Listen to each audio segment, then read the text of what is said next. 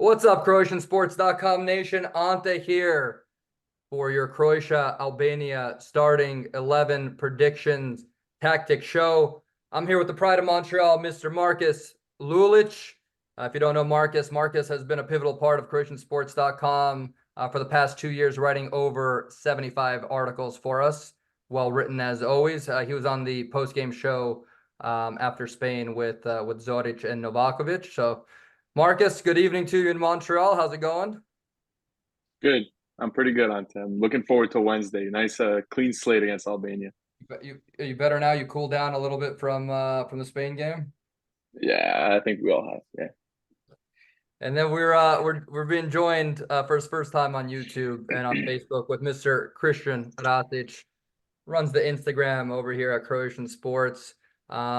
These boys motivate me throughout the year, talk tactics, talk strategy with me.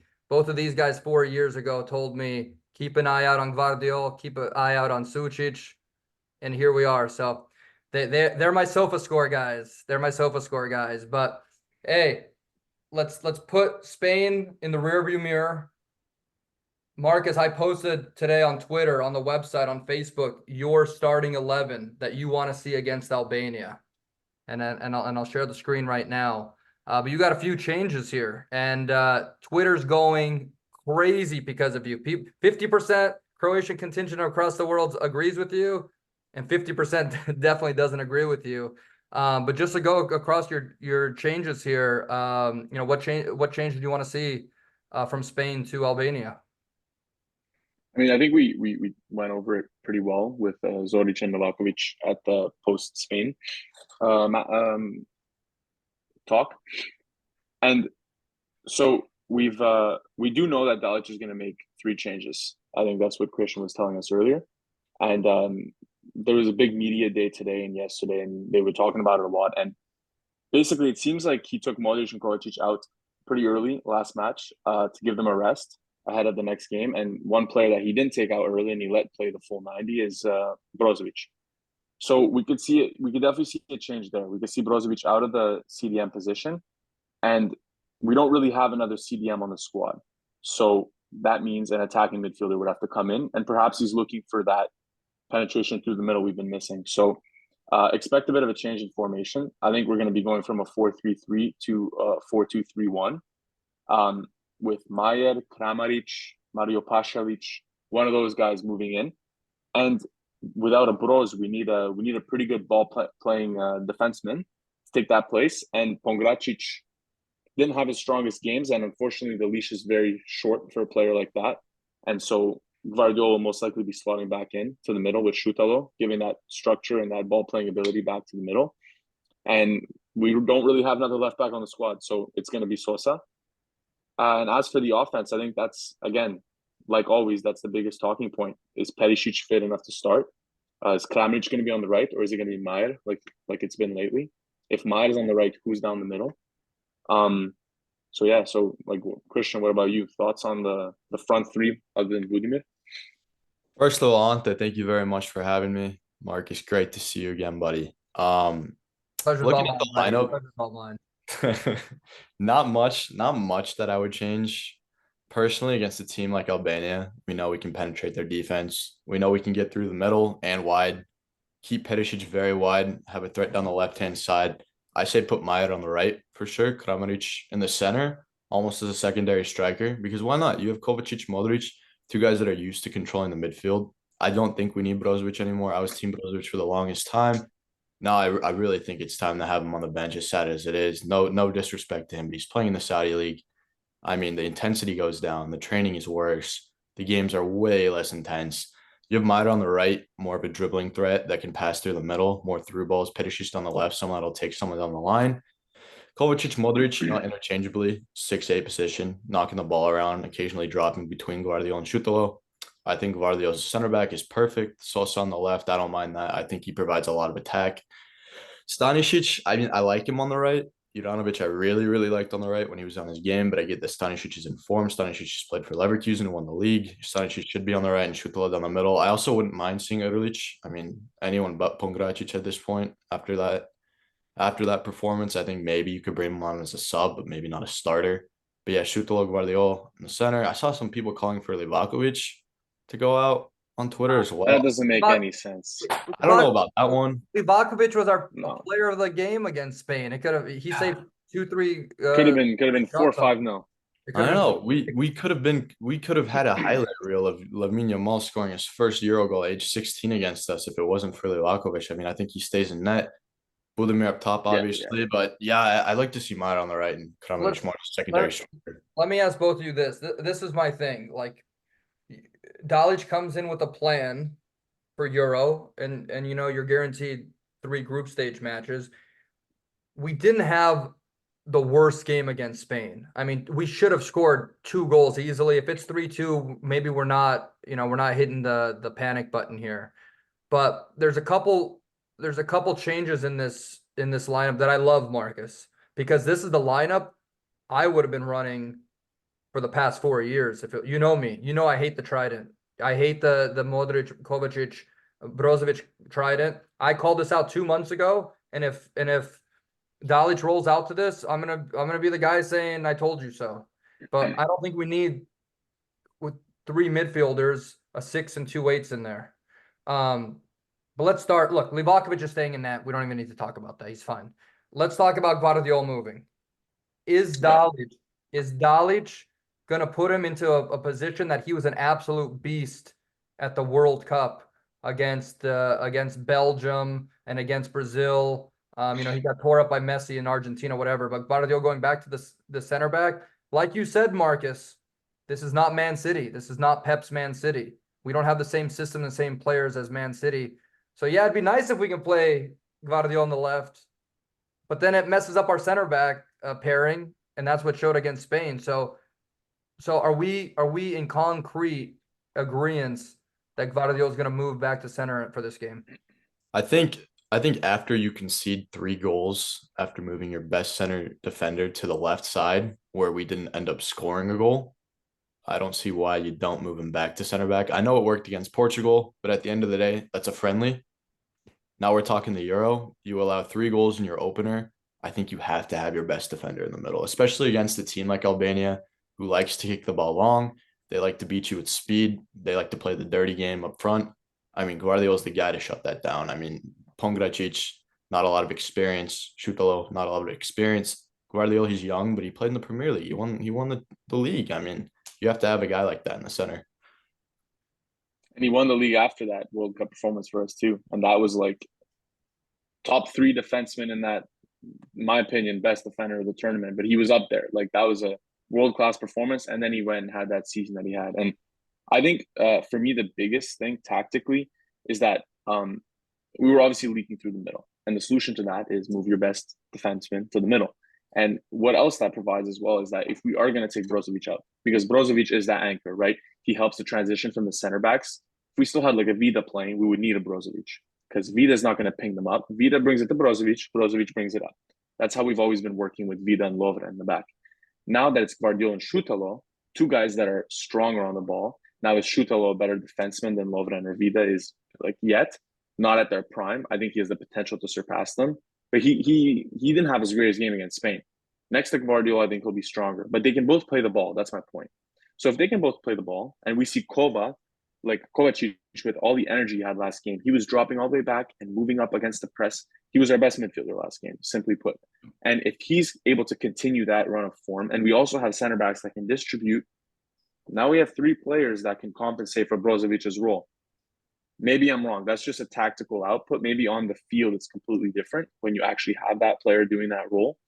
But I think that by taking him out, you're losing the least you can lose by taking one of the trident out. If you get what I'm trying to say, taking out Kovacic is going to hurt us more. Taking out Modrić is going to hurt us more. Yeah. And you bring in some attack while not losing too much defensively. So for me, it just makes the most logical sense. And I think that's what Dalić has been hinting at lately. I don't know if you have more clarification on that, Christian. I know you probably read the Twitter headlines of what he was saying, and I kind of forget what he was saying in the press conferences and stuff. But it's we don't need that possession ball trident in the midfield against Albania. This is Albania's 2nd tournament.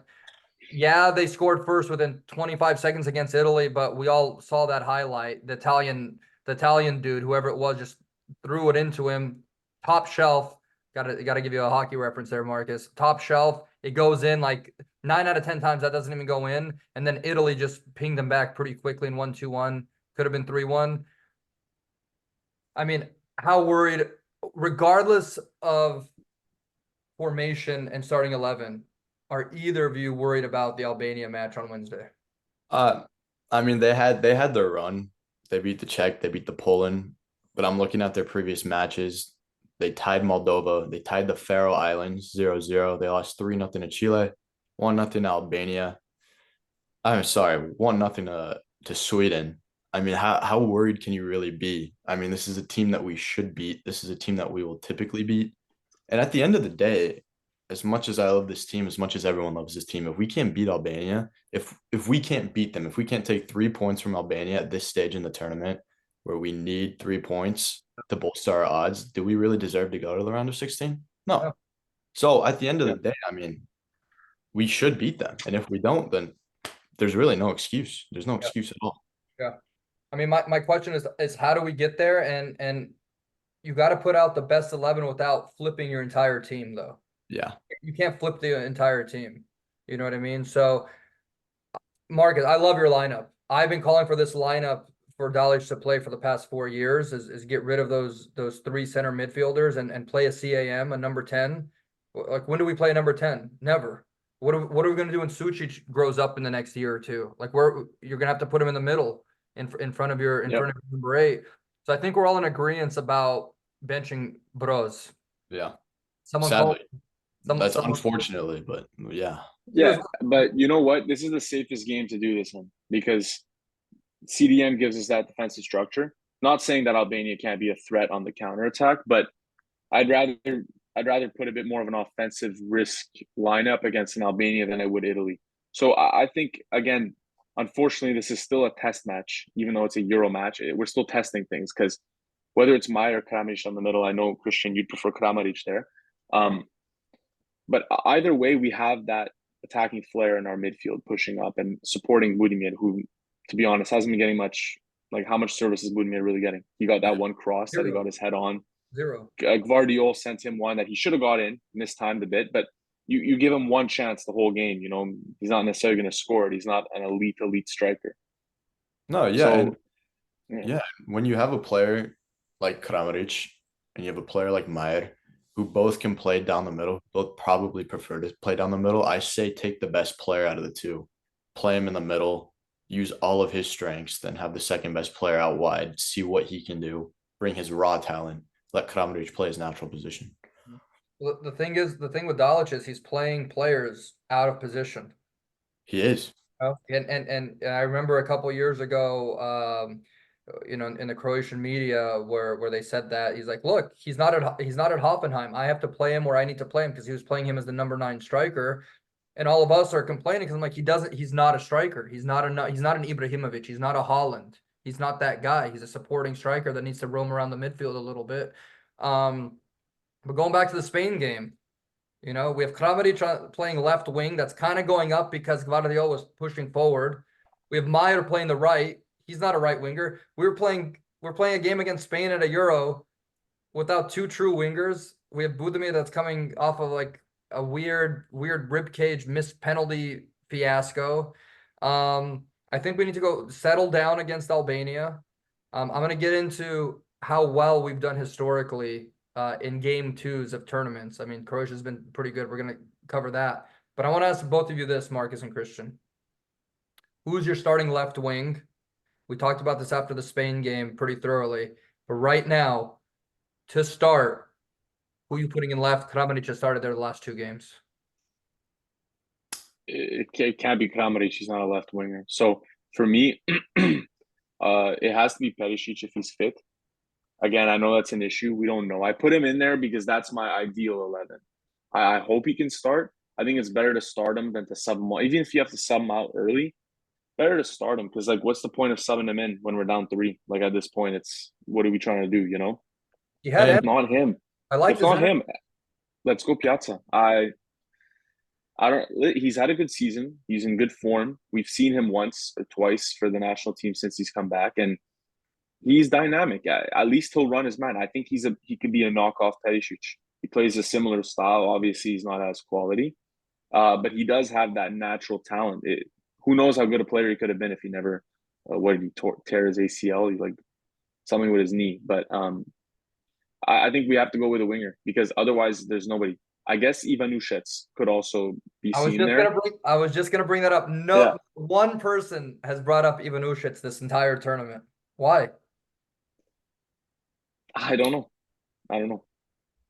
I mean, look, we got to play with the wingers. Look, I've watched every game so far. I watched the England-Serbia game. I watched Belgium lose to Slovakia.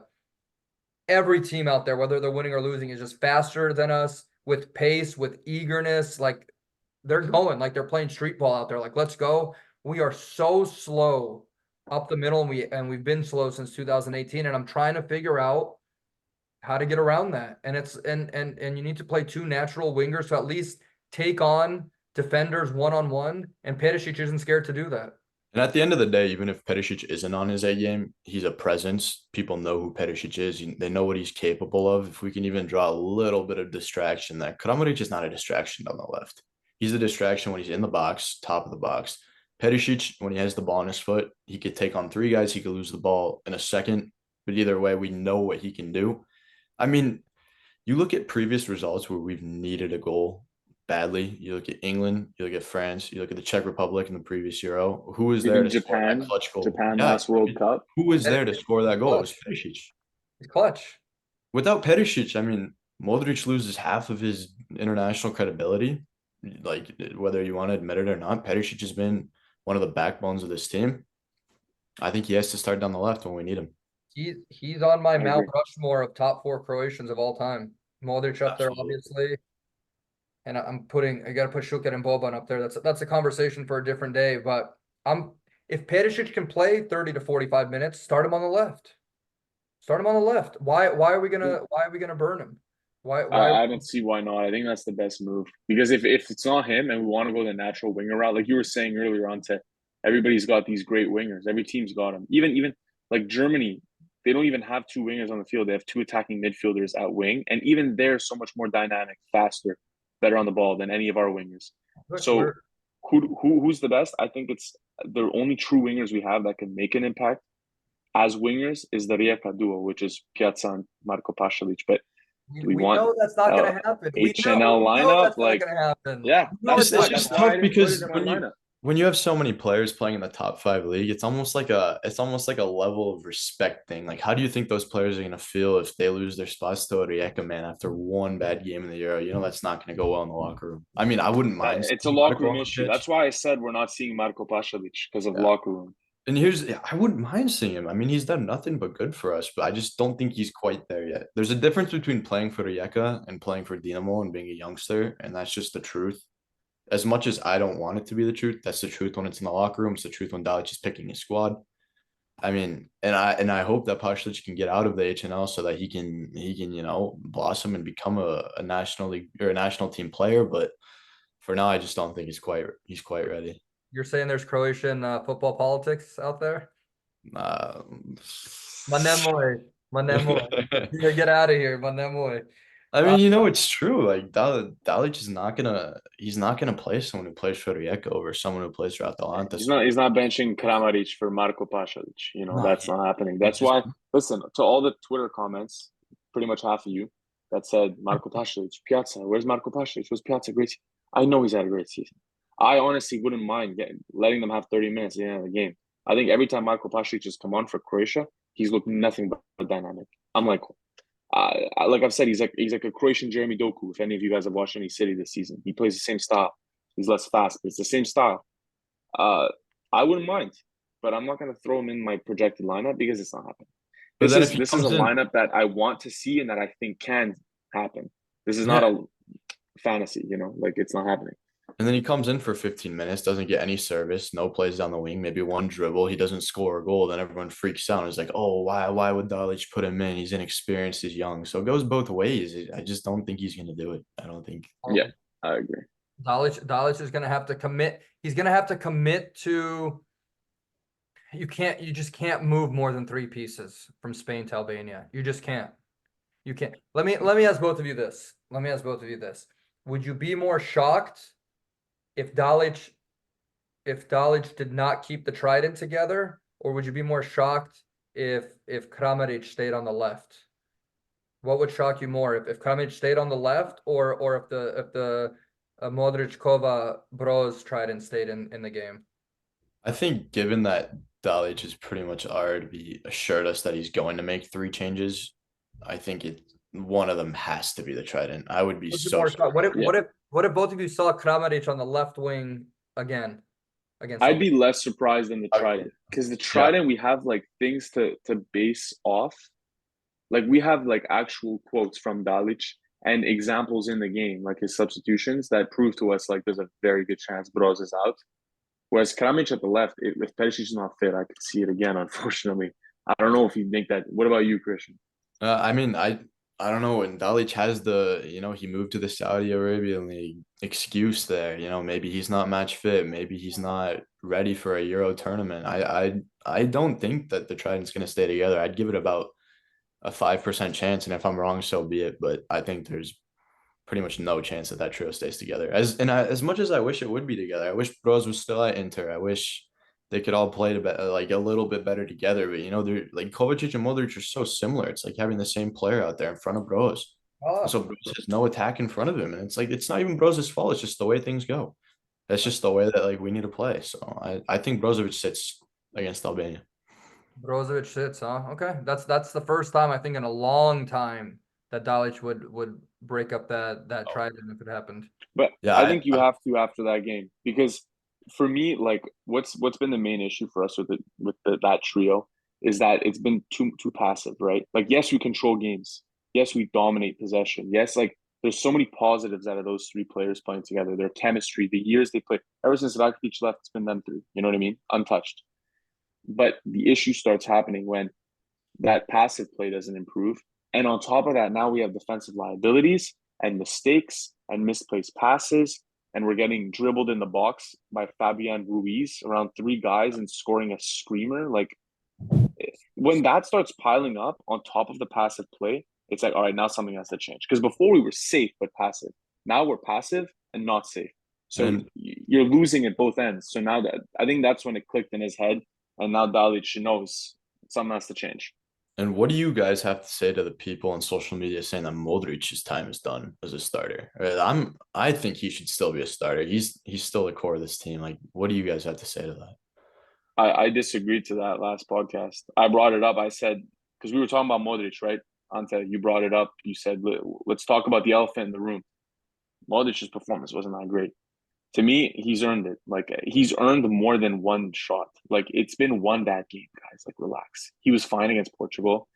Like he's not going to be the same Modrić as he was in 2018. We know that. He still has such good qualities. He still played better than Broz, in my opinion, and he has been. So why would you bench Modrić over Broz when Broz has been worse?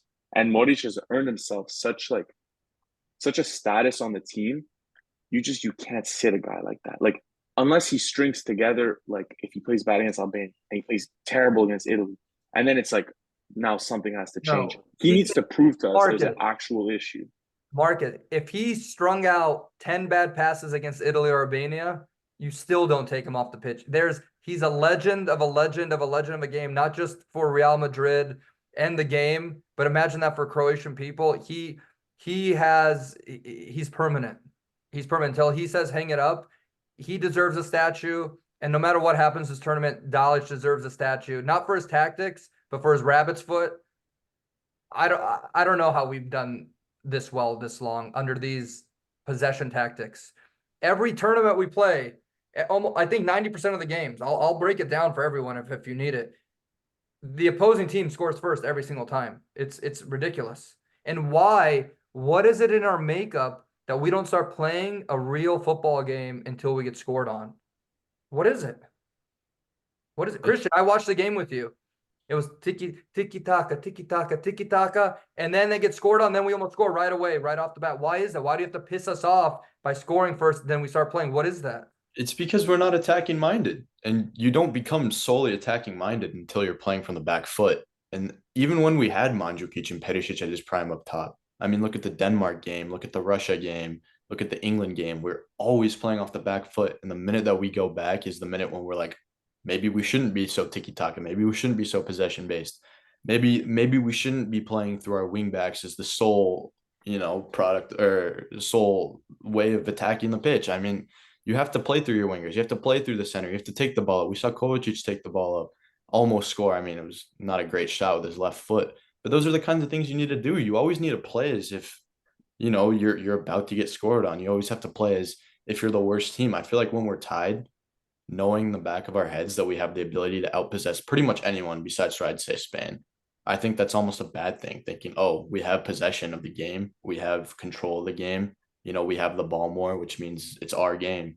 And then boom, we get scored on with a crazy shot, set piece, header, any of the above. And then we're like, oh, maybe it's time we actually move the ball up the pitch. Look, so you're saying once we lose that control, that's when we scramble and we Yeah. realize like, all right, it's a dogfight. We gotta like put it up. And then we always do normally, not last time. But I just don't think that's sustainable. That's why we're making these changes, right? Because it's not sustainable to be going down every game and thinking you're going to come back, because eventually you won't. You have to score to win the game. You have to score to win a tournament. Like people, I love these Croatians out there that are like, but we're undefeated in penalty kicks. I don't want to go to penalty kicks. Are you guys crazy? Do those people like it's a right. Like it's a right for us to win penalty kick shootouts. You guys are all crazy. It's not sustainable. The more extra time games you go to, the more penalty kick shootouts you go to, you're not going to win tournaments. You're just not. It's shown in the past. I mean, eventually they wear you out. Even though I still will I'll die on the hill. One sports take that I'll die on the hill is we were the better team against France in 2018. I mean, I watched the game so many times. But you still see that we were worn out. I mean, it's extra time. But we had Fortnite Griezmann over there, flopping like it was nobody's business. Mandzukic, that was an own goal. The penalty kick, that was a different time of VAR. Like, you're gonna make me sad if you're gonna talk about 2018. I still haven't rewatched it. I've pretty much forced myself to. I mean, I can't tell you how many times I've gone through Croatia highlights from 2018 and pressed pause right before France and close my laptop. But yeah, me too, exactly. It is what it is. But look, let me throw down some statistics for you. Both of you guys are my analytics arsenal over here. Been around. You guys haven't been around since '96, but Croatia in game 2 of group play.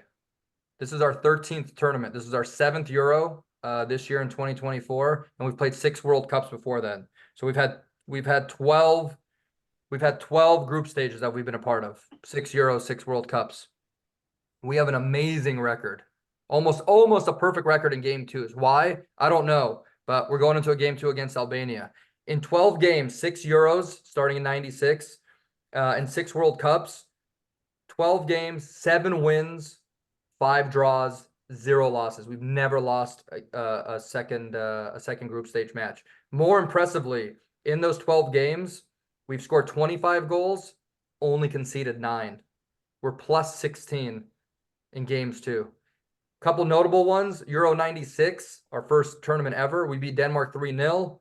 We beat Italy, World Cup 2002, 2-1. We beat Germany at Euro 2008, 2-1. You guys remember the Cameroon 4-0 shellacking? That's when Mandzukic got that axe elbow in there.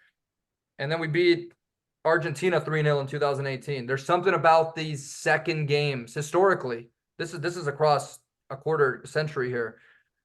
It's either we close out if we won it, or we come back after a first game loss. But I don't know what the psychology is behind it. But there's something about these game 2s that were 7-0 and 5. And guess what? We have our backs against the wall. Need 3 points against Albania. History's on our side. What do you guys have to say about history being on our side? I mean, it's on our side, and we've shown in the past. I mean, you brought up some pretty big names there with some star-studded teams. I mean, if we could do it against them, why not Albania? If we can manage to come away with 3 points against Albania, I know we got the job done in group stages last year, but we're in a much better spot than we were in 2021. I mean, coming off a draw against the Czech Republic, that was totally demoralizing. I remember the whole site almost burned down. We needed a win against Scotland. We got it. But if we get 3 points here, 3 points and a lot of goals could be enough to get us through on its own. right? But Yeah. if we draw against Italy, we're practically, and this is historically based, we're practically guaranteed to go to the round of 16. I mean, I don't know the bracket set up too well, I can't lie, but what I've heard is if you finish second or third in our group, it's almost a little bit better than finishing first. A little bit better of a path to the finals as long as we can lock up. I mean, I first place out of the picture. Let Spain have it. Let Spain beat Italy. Let us beat Albania and let us either draw or beat Italy. And What if Italy beats Spain? I mean, then it's still honestly fine. Like The as group is long as we open. knock Albania out of like competition, our fate is in our hands. And I mean, with a squad of such experience against a young squad such as Italy, I think that's all we need. I think we beat Albania. I do, with not just with my heart, but with my head. And then I think we kind of play an agreement draw with Italy if both teams are through with the draw and just call it a day and go into the next round. I've seen it before and I'll see it again. Look, honestly, I want to talk about Albania for a second, and then we'll go back to our squad and then we'll call it. I don't know anything about them. Because they have the one dude that plays for Dinamo, and that's all I know. What do you guys even know about Albania? They have So a center back that played for Hajduk, I'm pretty sure.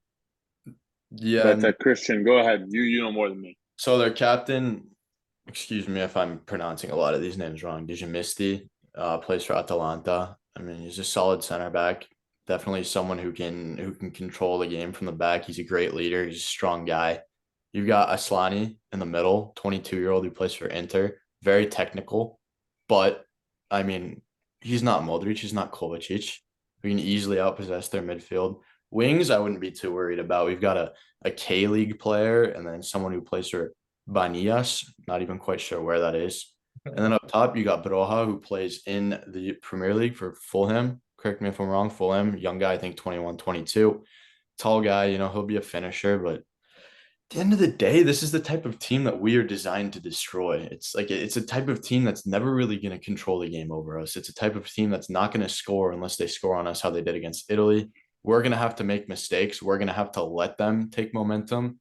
But if we hold the ball in their half of the pitch for 75, 80% of the game, which I genuinely think we will, I don't see why we don't beat them. I mean, Italy beat them 2-1, but Italy should not have conceded that first goal. They really shouldn't have conceded any goals to Albania, and they also did not play their best game. Italy did not look very convincing. I think we're fine. Christian, what's I think the score of the game on Wednesday, Christian? Score of the game on Wednesday. I mean, I've always been an optimist. I also thought we'd beat Spain 1-1, but I'm gonna go out there and I'm gonna say 4-1. I'm gonna say we can. 4-1. I'm gonna say we concede. Oh, okay. Late first half after scoring 2 in the first half, and I say we just absolutely close it out in the second half with 2 more goals. I got Kramaric netting 2 goals. I see Budimir finishing, and I also see someone off the bench netting one in the last 10, 15 minutes. And I think it's going to be one of those games like Canada where we're a little bit shaky in front, and then we just completely take over. Game 2. There's something Game 2, baby. Game 2, baby. Markus, you scared about Albania at all? I'm not scared of Albania. I'm scared of our finishing. I'm scared of us. I'm worried. I'm worried about getting the ball in the back of the net. But listen, we were also worried about that at the World Cup, right? The 0-0 draw against Morocco wasn't quite as bad as this 3-0 loss to Spain, but we had our doubts. We definitely didn't think because we dominated Morocco. We were all over them. We just couldn't score. That was the issue. We didn't have faith in our finishing, and then Canada went, we blew them 4-1. So I can see the validity in Christian's prediction. I don't know if I'm that optimistic. I think we're still gonna have some issues to tune out. I don't know, because my issue is if Dalić doesn't go with my lineup and he sticks to Kramaric on the left or Mayat on the right, and then I don't know who we would slot down the middle. But let's just assuming he doesn't make the necessary changes. I don't know how we get that service to Budimir. I don't know how we score those goals. I'll still go with an optimistic prediction. I'll go with 1 or 2-0. I think as long as we get 3 points, we'll be okay. Yeah. But hopefully we can break through their defense. Listen, I think it's going to be 75% possession for us. I think Albania is going to play us like they did Italy. They'll be more than happy to take it on, hit us on the counter. But Guardiola at the center back, I think we're stronger back there. I don't think the counter is going to hurt us. I don't know if we concede. If we concede, it'll be a fluke accident. And I'm looking at our stats against Spain. 2.38 XG. You're supposed to hit over your weight. We scored 0 goals with a 2.38 expected goals. That's something you don't see very often. I mean, Dude, Petković. Christian, that's the highest. That's the highest ever. XG that with resulting in 0 goals at a Euro competition ever. Tell him what XG is. Expected goals based on shots, based on probability. It's So the analytics basically said Croatia was supposed to score 2.5 goals that game. So you take the Petković chance where you could have, instead of kicking the ground, just tap the ball into the back of the net. You take his penalty, which is 0.79 expected goals on its own. Missed that. Stanisic shot at the wide open net. That's a high XG right there. Missed that. Yeah, header right after that. Missed that. Budimir tap in from Guardiola. Missed that. Meyer tap in from the side. I'm telling you, if we have even just 2 XG, 1.5 XG, I'm convinced we scored 3 goals. We're supposed to swing over our weight, and we totally did not against Spain. And I know it was 3-0. I know everyone who's not a Croatian is gonna be like, "Oh, you guys lost 3-0. You guys suck." We did not deserve to lose that game. That was the closest 3-0 game I've ever seen in my life. I'll tell you that. Yeah. But it's still frustrating. It's frustrating because our hearts are into this team, and that's the problem. And then we start losing our logic and all that It's demoralizing. But what do you think Dalić is telling his players? Oh, you guys sucked. You guys had no chances. We totally got ran over. No, we had 53% possession, 16 total shots. These guys are professionals. They looked at the tape. They're gonna come back and say, "Hey," and they're gonna have a little fire in their bellies on Wednesday. Look, not too long ago in March, the boys were in Egypt. Remember that 0-0 loss to Tunisia? Draw, and then we won in penalty kicks. Excuse me. And that felt like a loss. Yeah, you're not wrong, man. Feels like a loss. It feels like a. And then what happened against Egypt, who were the host a couple days later? It was 4 goals. We put 4 up. Hey, no goals to 4 goals. I'm telling you guys, 4-1. Book it Wednesday morning. Come on. Yeah, it is Wednesday morning for us. I think the Australians are happy for this one. That I think it's all at midnight or 1 a.m. for their time, so it's a little better for the Australians. It's killing us, the 6 a.m. game here on the West Coast. Do we? For me, it's 9 a.m. I'll be taking work with my Croatian coworker. We'll be going up to the cafeteria, taking 2 hours off to watch that game. He has an appropriate last name. I don't know if you want to say it, but he has an appropriate Croatian name. So yeah, we got a Chorluka over there. So shout out to Chorluka. Very nice. I'll leave you guys with this. No one, you know what? No one mentioned Juranović between you two. I'm a little surprised. Yeah, Christian did quickly. I think that he brings a lot. It's sad to not see him, but when you have Stanisic who's in form, I mean, how do you bench a guy who is a key player for an almost invincible squad, a league invincible squad? Juranović is fantastic. It's kind of gutting that he's not playing much for us anymore, given what he did against Brazil in the World Cup, completely shutting down Vini Jr. and Neymar. But at the end of the day, I think Stanisic is the better option. I think Stanisic will be the guy for the next 10 years to play right back and potentially even center back in a 3 in the back, 5 in the back once Guardiola and Vuskovic are older and Šutel is older. And yeah, it's sad, but I think it is what it is. I'm happy with it. It gives us 2 good options. Like it's nothing to complain about. It's a good problem, not a bad one. Because if Stanisic isn't playing well, you plug in a guy that can give us a spark up top and can run up and down the field and put a good shift in. Like all I'm gonna say is 4 years ago, 5 years ago, we were playing Uramovic on the right. We were playing Borna Barišić. Remember Bartolets? Yeah, Bartolets. I mean, we had Borna Barišić was expected to take our free kicks, our corners. He was whipping balls in the box. Now we've got options. We've got Stanisic, we got Sosa, we've got Juranović. Like we're not playing. You gotta glue it together, though. You gotta glue it together. With how much midfield talent we have, not now, but for the next qualifying campaign. We got to figure out how to move to a 3-5-2. We have too many options. Way too many. I'd like to see Nico Sigurd called into our next squad list for the Nations League. I think that we have to start getting used to seeing him at defensive mid with Sučić and Baturina right in front. No, but you got to play him. You got to start giving those guys some shifts, yeah. Because we like Pasalic, Meyer, they're great, but they're not going to be guys that we depend on for 10, 15 years like we are for Kovacic, Brozović, Modrić. It's going to be Baturina, Sučić, and Sigurd going forward. So, and I mean, it's obviously not their time. They're way too young, but we'll get there. Isn't? I mean, he had a weird season with all the injuries in Salzburg this year, but someone needs to pan out with the strikers. I mean, Roko Simic, he was hot for 1 second and then cooled down, but Um, we'll rally around the new coach. Ljubicic is hot and cold, I mean, ex Ljubicic Hajduk too. player. I really like Matanovic in the German second division. I mean, that's gonna be a conversation for another day that we can go hours on. But you guys are the U21 squad. You guys keep me fresh with the U21s. But all right, you're going 4-1, Christian, for Albania. You're confident? I don't know about confident, but I'm going 4-1. I'm going 4-1. How can you not be confident? You said 4-1. That's a I mean, confident. it could go any way. I mean, it could go seriously any way, but what I think is that we have a huge comeback game, and then all of a sudden, boom, every Croatian fan in the world is back on, oh, we're making another semifinals run. I mean, it happens every tournament. We beat Argentina, and even though we did make a semifinals run, it's like, oh, we might be the best team in this competition. We beat Scotland, and we're like, oh, we could beat anyone. That's what happened. We beat Canada, and we're like, oh, we could score 4 goals in the World Cup. Levi is the man for the future. He's our future striker. Like, look what happened. Things happen the way they do, but I think we come out strong and pound the goal a little bit.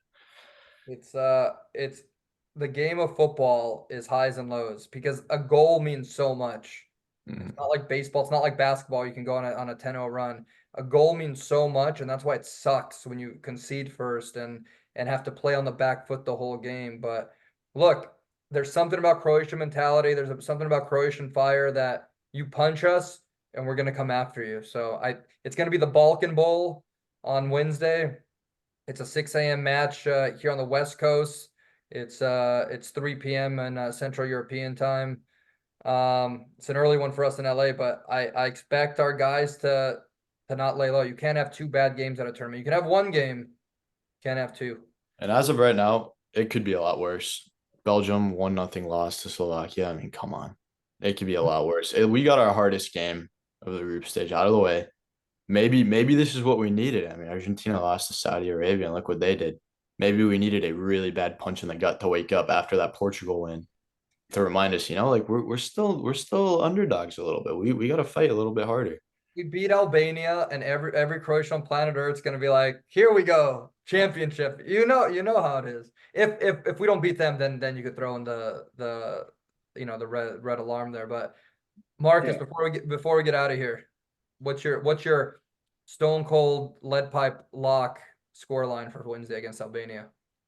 I'll go 2-0. I'll have some faith. Christian inspired me a little bit. So I changed it from 1-0 to 2-0. Love it. I think Budimir gets one in. And let's go Gvardiol, weak foot. Beautiful. Who's scoring them? Give me your goal scorers. I said Budimir and Gvardiol, weak foot. I'm going Kramaric 2 times, Budimir header, and let's go with Mario Pasalic off the bench. Pasalic off the bench. Okay. The typical score line for a Croatian game. All right, I think we go 3-1. 3-1, we win by 2 goals. Everyone has the 2+ goals. You hear that, Vegas? Take Croatia -1.5 in Vegas. There you go. Oh yeah. But oh yeah.